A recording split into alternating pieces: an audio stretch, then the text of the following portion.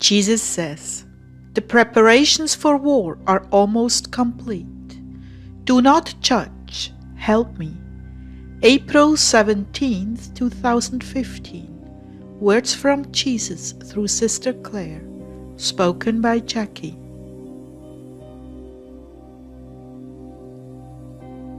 Jesus began, "I told you I would speak to you every night. It's not your performance that determines that. It is my word, beloved." Are you upset with me, Lord? I tried to do the right thing today.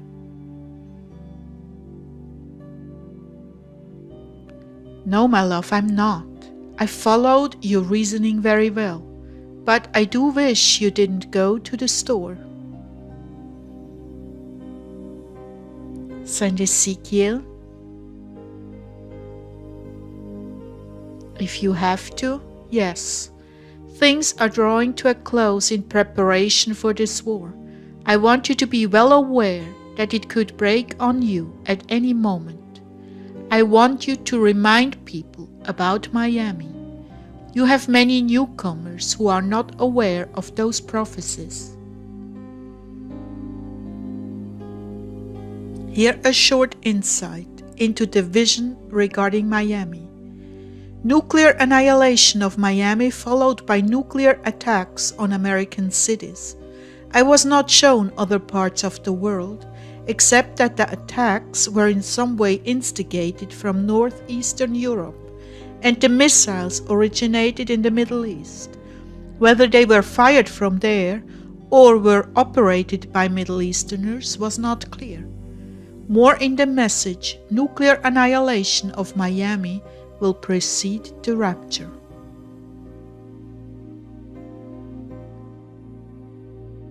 What people are missing is what is going on all around them that they are unaware of. Like the woman at Walmart. She works there but has no clue about all the closures. Her children are busy with their young lives and she doesn't use the internet.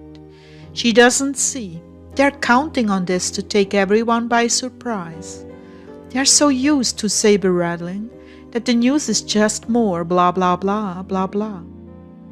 These things have been done to desensitize the public from the real threats. They get so used to hearing the same things about Israel and the Middle East and Russia, they figure it will blow over even as your daughter does. Just another saber rattling. It's all inconsequential.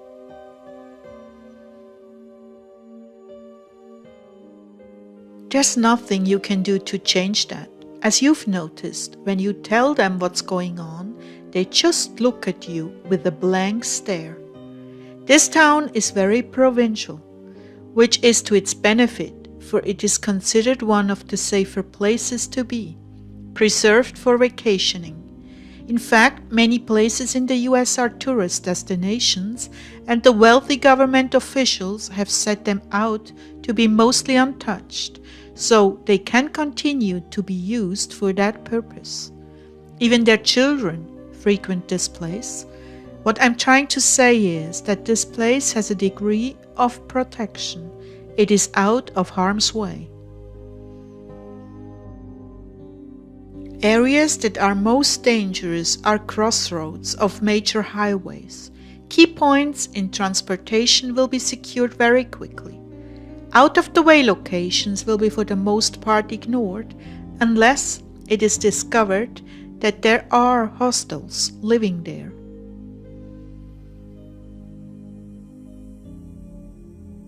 What do you mean by hostiles? People who will not go along with the plan. Many of them are already targeted, but they are not foolish. They are well aware.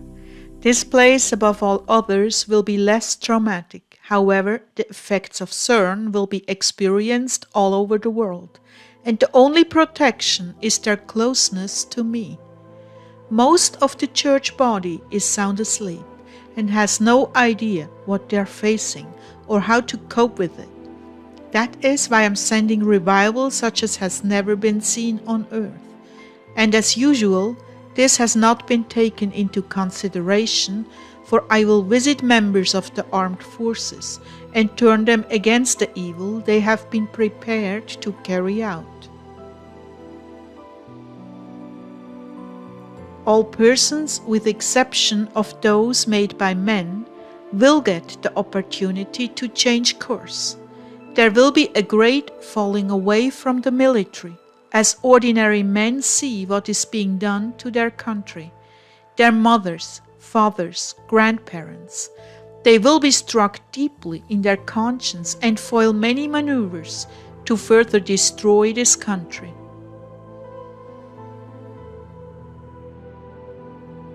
That will give the hostiles the edge they need to protect a portion of the country. Do you see, Claire? I too have made my plans. I too have made my preparations, and the supposed wisdom of men I will turn to foolishness. However, for those without a soul, destruction of the demon-inhabited body is the only solution. There is no allegiance to any power but Satan's. Lord, how will they know who these clones are?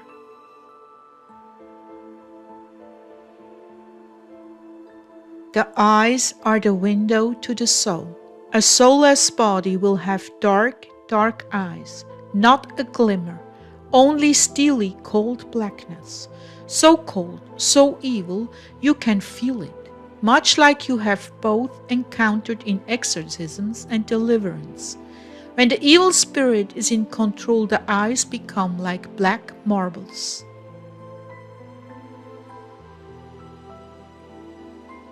Oh Lord, thank you for speaking with me. This is the absolute high point of my day, except for worship. I know, my love.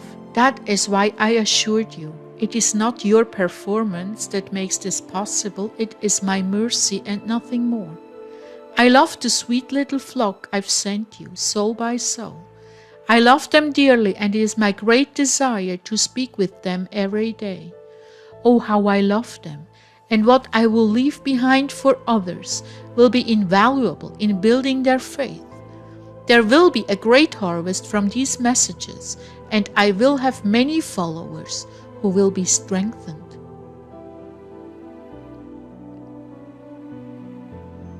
I'm glad you said you would have many followers. I don't want followers. Besides, I'm not leading. You are.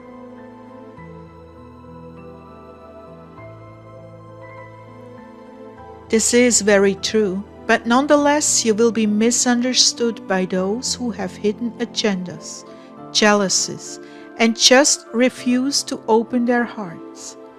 They will suffer the most. It is good for you to continue to teach how destructive judgment is to a soul. It is good for all of you to take these words to heart and not allow an entrance for pride and judgment.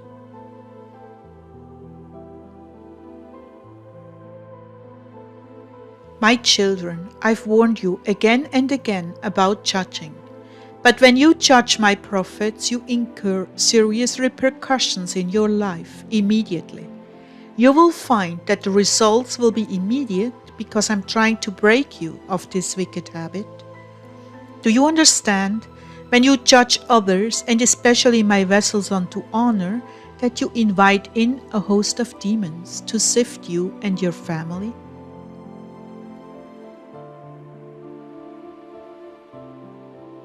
Do you understand that when you spread false reports about the innocent and slander their character, that you have brought a curse down upon yourself? I've to tell you, you will see more and more division and strife among your friends for such behavior, because beneath it all there is spiritual jealousy, the most destructive force in my body. When you engage patterns of jealousy, you actually oppose me and the operation of my gifts, and I will hold you accountable for the souls I could not reach because you spread lies about the vessel.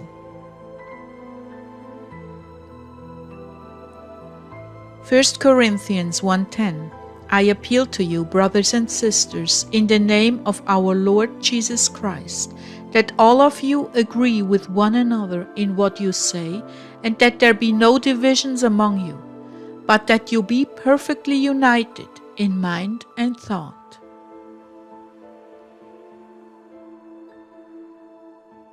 I want to take a moment here and confess to you all that in the past, if someone hurt me or had something I really wanted but didn't have, I would get jealous and find fault with them. In the beginning of our marriage, Ezekiel and I had some really terrible problems, strife and misunderstanding, to the point where it is an absolute miracle that we stayed together.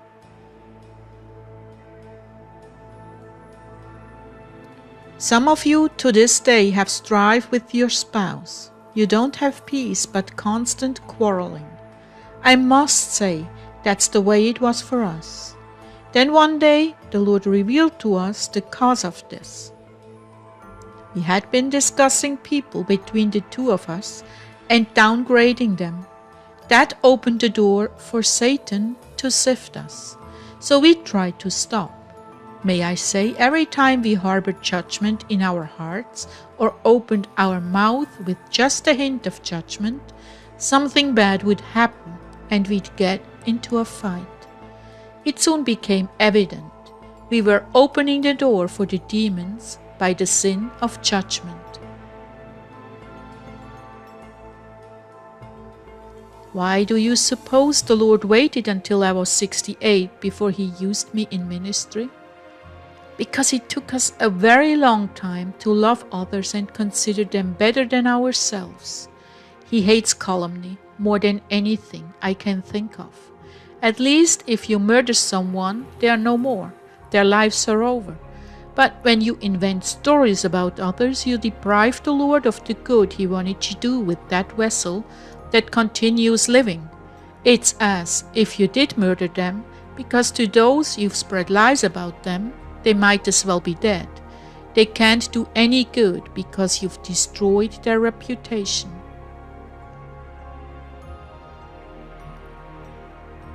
Now, Ezekiel and I have a wonderful and peaceful relationship, and I tell you the truth. The major thing that changed our dynamics was thinking the best about others and refusing to gossip or listen to gossip. And God help us if we are foolish enough to slip up. It always results in unpleasantness. Please, dear ones, take this to heart. See, he who is bound with wickedness and has conceived trouble and brought forth falsehood, he has made a pit and dug it out, and he falls into the pit he made. His trouble turns back upon his own head, and his wickedness comes down on the top of his head. Psalm 7, 14-16. Okay, Lord, I had my say. And a very good say it was too. Unfortunately, there will be some who cannot receive this, but perhaps you can receive. By their fruits you will know them. And I encourage you to look at the fruits of those whom I've chosen to minister. There you will find their accreditation.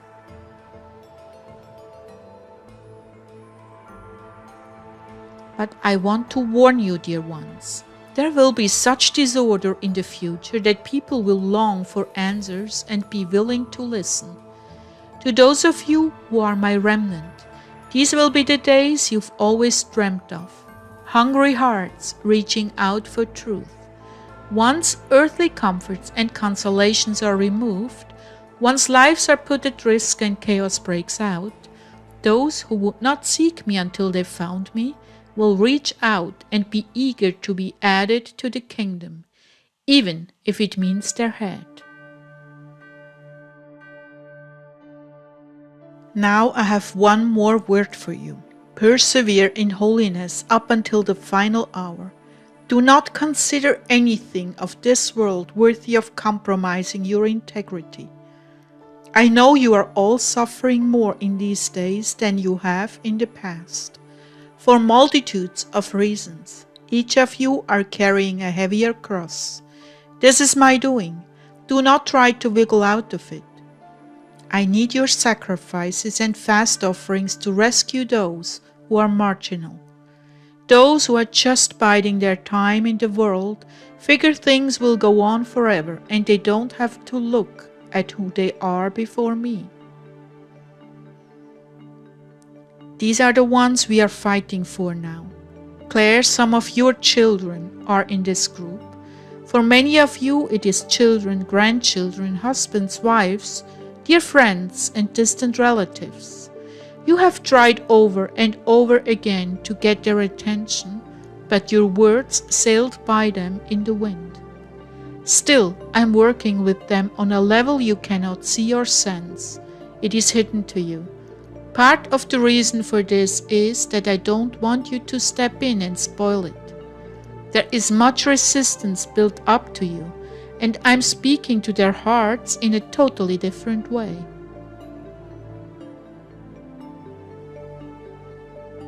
Were you to see just how close they are getting, you would rush in and push them away again. So be patient, trust me, carry your cross with determination, knowing that it will bear fruit. I'm telling you this now, so you will not grow weary in well-doing. What are your crosses?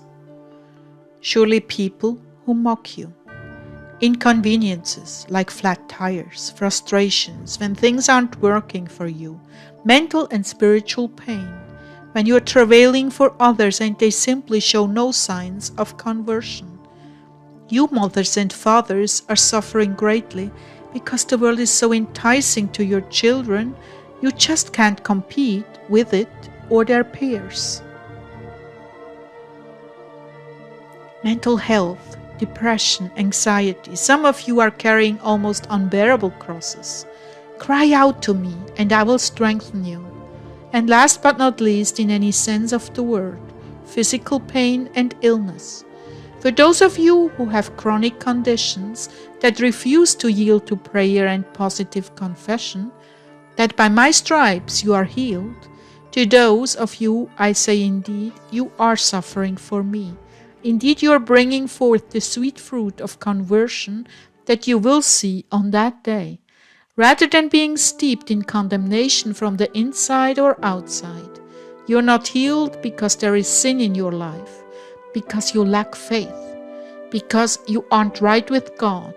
I say to you, lies, lies, lies. This is a critical time of great importance. Soon many who are not right with me will die.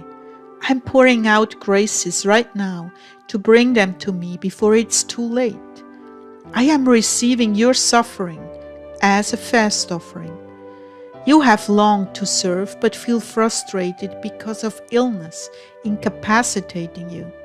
Little do you know that you're majorly responsible for the success of ministers who are high profile and reaping a harvest.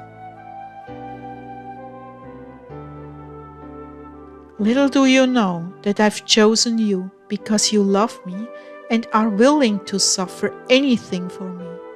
So brush away those condemning voices and be comforted in me. You are my partners in the redemption of the lost.